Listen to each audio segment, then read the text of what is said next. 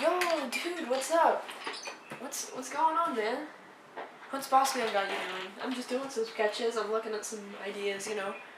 Oh, he's got you rendering? Man, I'm so sorry about that. You're gonna be here till like 1 in the morning. I got to go home at 8. Oh, you wanted to talk? What's up? Oh, seriously, dude? You don't think this career's for you? Hey, it's okay. Honestly, when I first started considering art as my career, I was kind of freaked out. So were my parents, because it's kind of hard to succeed when you're pursuing art. It's making you fall out of love with it. Yeah, that's what happened to me. I started taking this like class in my senior year of high school. It was an AP art class, and it got me kind of out of touch with my art because it just felt so forced. But honestly, I kind of fell in love with that stuff again, like following my career and all that. Oh, okay. Here, honestly, let me just tell you my experience. To start, I think I gotta go back about, dang, 8 years. It's been 8 years. So, it all started with Valencia College. I don't know if you've ever heard about that. I don't know if you ever lived in Orlando, Florida. No, you're lucky. So, at Valencia, I took this class. It was an SLS class. I don't know if you've ever had one of those. It's like a student introduction, mandatory to take. I was kind of bummed out when I learned that I had to take it. But honestly, I wasn't bummed out that I took it after I finished it, because we had these projects, and one of them stood out. It was the purpose project, where we talked about what we felt our purpose was, our purpose in life, what we wanted to do in life. And I remember very vividly, even though it was 8 years ago, saying that my purpose, I felt, was living a life that I loved, and a life that I was happy living, in where I made people happy and I made people feel loved. And I'm probably thinking it's pretty basic, making people feel loved. How are you going to do that by pursuing this? Well, maybe I won't make people feel loved directly, but I hope the story that the characters that I come up with tell stories that make people feel happy, and that my art makes people feel happy, that it's like aesthetically pleasing, it's satisfying, whatever. So that's what I felt like my purpose was, and I think that I've fulfilled it so far.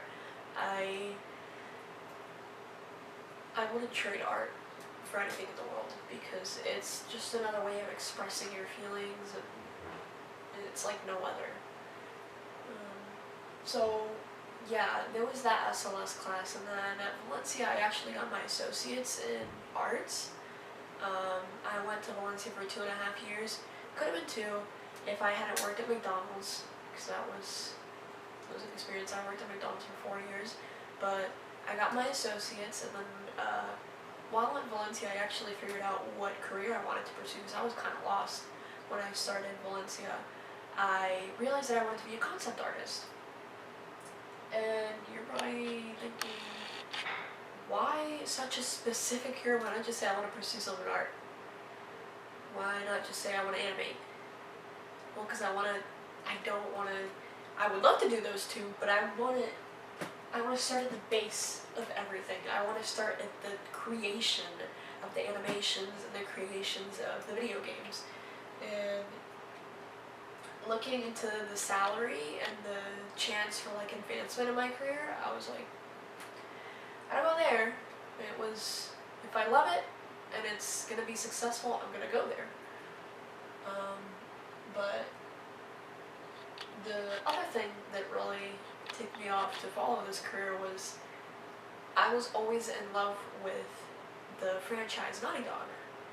Yeah, it's kind of sad they've fallen off at this point. But they were the greatest video game producers in 2016, 2020. Crazy, right? They created this game, The Last of Us Part 2, and that made me fall even more in love. And it has always been my dream to work for that company, Naughty Dog.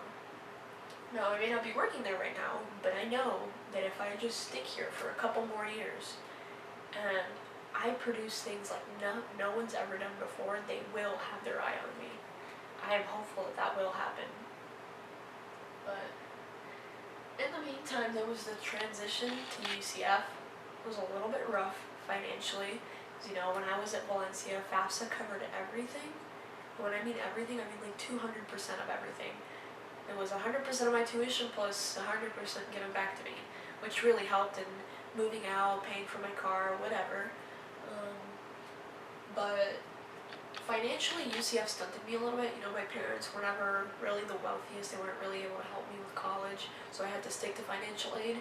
And it's about, if I remember correctly, it's about $6,800 for tuition every year at UCF, and I believe that is what Valencia cost me total for all 2.5 years.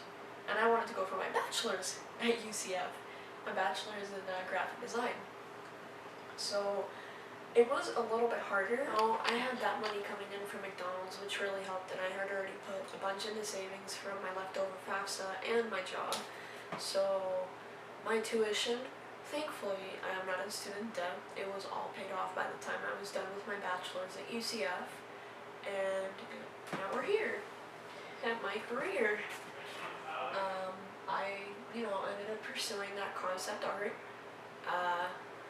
If it hadn't been for that game, I don't think I would be here today.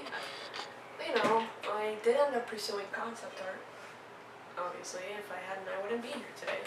But, we did a little bit of research actually in our SLS class. Wow. It's crazy how the brain works. We had researched like what it would take to, fulfill the career's needs. So, it was like,